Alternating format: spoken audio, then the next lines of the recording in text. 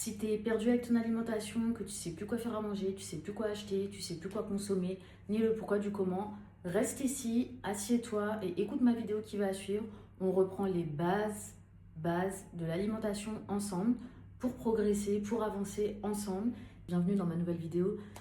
Aujourd'hui, on va parler de l'alimentation, mais vraiment, on va reprendre les bases. On va pas parler de sèche, on va pas parler de prise de masse, on va pas parler de perte de poids. Juste vraiment, on reprend les fondamentaux de l'alimentation, limite pourquoi on mange.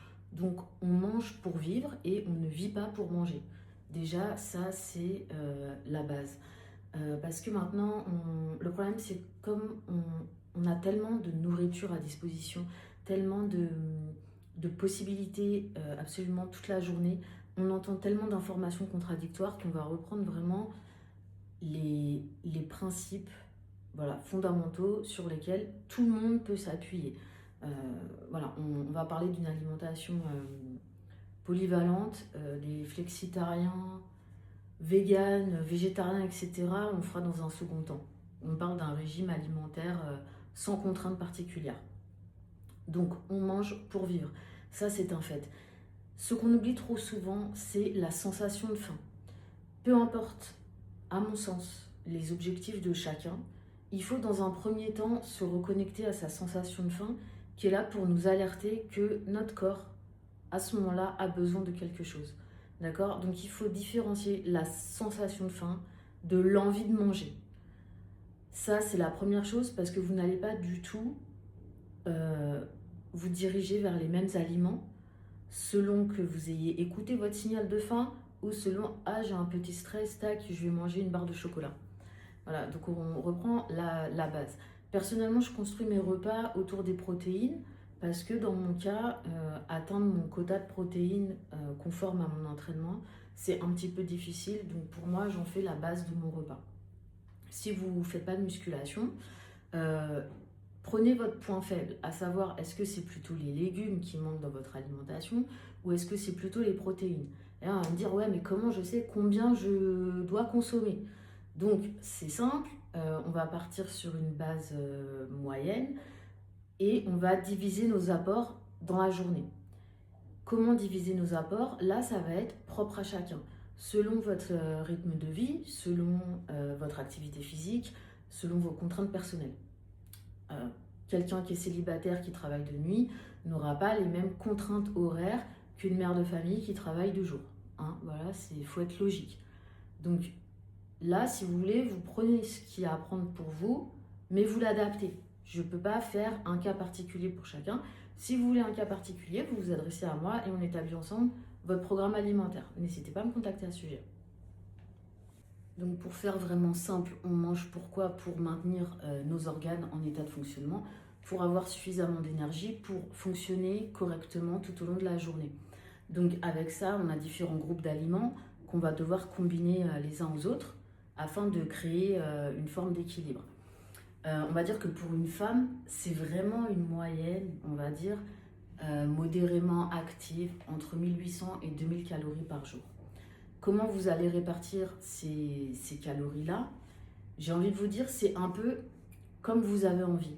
Dans le sens où, si vous n'avez pas d'objectif physique particulier, que ce soit perte de poids, prise de masse, sèche ou athlétique, ça n'a pas énormément d'importance. Ce qu'on va privilégier en premier lieu, pardon, c'est la nourriture, enfin whole food en anglais, la nourriture complète, c'est-à-dire limiter au maximum la nourriture transformée. Si j'ai vraiment un conseil à donner, commencez par acheter des aliments bruts. Vraiment, limite esquiver tous les rayons où il y a 10 000 empaquetages, des couleurs qui sont pas dans la nature, etc. Donc, moi je mange de tout, je mange de la viande, très clairement. Donc si vous voulez, quand je vais faire mes courses, je vais commencer par acheter ma base de protéines. Donc je vais acheter du blanc de poulet, d'accord? Du blanc de poulet en barquette. Après, je vais acheter de la viande hachée 5% en barquette. Voilà, et donc là, j'aurai déjà deux sources de protéines. Après, je vais acheter des œufs, troisième source de protéines. En général, ça, c'est vraiment ma base. Après, pour les petites collations, les petits plaisirs ou les desserts, là, je vais acheter du skyr 0%. Parce que j'adore le skyr, mais si vous préférez le fromage blanc, vous prenez du fromage blanc. Donc, ça fait blanc de poulet, viande hachée 5%, œufs, skyr. Ça vous fait déjà 4 sources sûres. Les alternatives végétales, comme je vous l'ai dit, ce sera dans un second temps parce que c'est pas ma spécialité, je suis tout juste en train de tâtonner là-dessus. Après, à côté de ça, votre assiette, elle va devoir avoir des légumes, sources de fibres, de minéraux, etc. Là, vous prenez les légumes qui vous plaisent, que vous aimez. Moi, j'adore les brocolis, les courgettes, les aubergines. Bon, je ne suis pas trop compliquée, j'aime beaucoup tous les légumes. Et avec ça, il vous faudra une petite part de glucides. En général, moi, je prends du riz. Donc, riz ou patates douces ou pommes de terre. Je mange très peu de pâtes. Je réserve les pâtes en général pour mes enfants. Mais une fois de plus, ça ne regarde que moi parce que moi, je suis dans une autre perspective par rapport à la nutrition, par rapport à mes entraînements. Là, je vous parle vraiment d'un point de vue général. Donc, étape 1, faire ses courses, acheter ses protéines, différentes sources de protéines pour varier. Pour varier et vous permettre de faire des plats différents. Ensuite, vous prenez vos légumes. Là, vous faites plaisir, vous prenez ce que vous voulez. Sachant qu'en plus, avec les beaux jours, vous allez avoir les tomates, les concombres, etc., qui sont vraiment basse calories, beaucoup, enfin gorgées d'eau et tout. Et ensuite, votre source de glucides. Donc, je vous déconseille de bannir les glucides, même dans le cadre d'un régime ou d'une perte de poids, perte d'un coup, parce que vous allez avoir une grosse perte d'énergie. Une grosse perte d'énergie qui va se traduire comment? Par des coups de pompe dans la journée. Et si vous travaillez ou vous avez une famille, ça va être difficile de gérer le tout.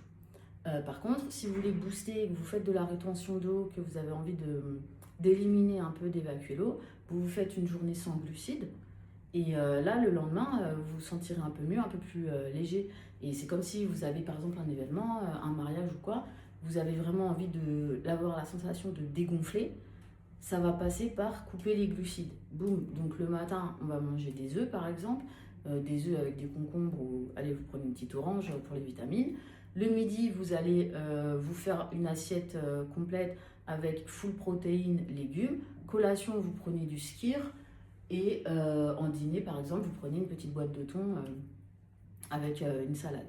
Et même si vous rajoutez une petite pomme de terre, il n'y aura rien de dramatique. Ça ne vous fera pas prendre de poids, loin de là. Donc ça, c'est la première chose.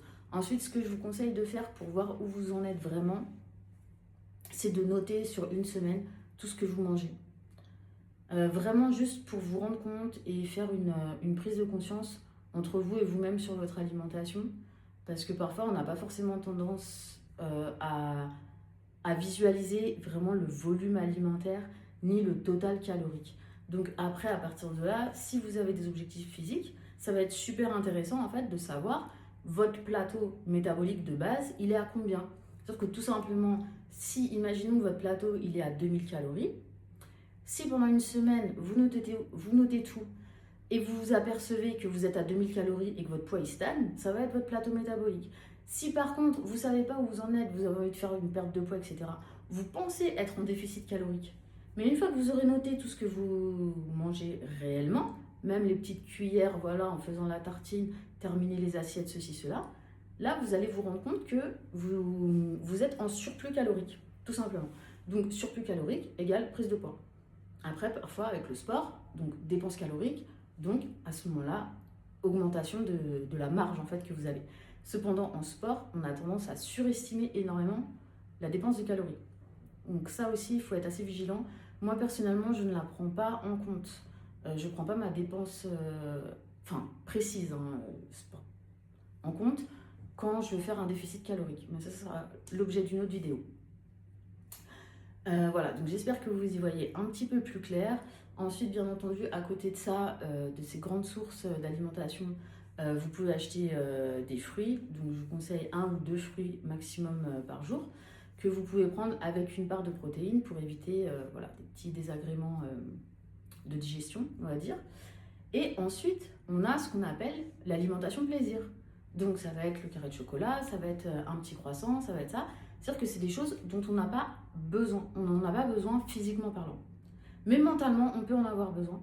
Ce que je conçois, et je pense que c'est relativement humain. Et comme l'alimentation est étroitement liée à notre état émotionnel, à notre passé et même à nos sentiments ou à nos sensations, C'est là que on sait que l'alimentation, c'est quelque chose qui peut être très difficile et très pénible à gérer.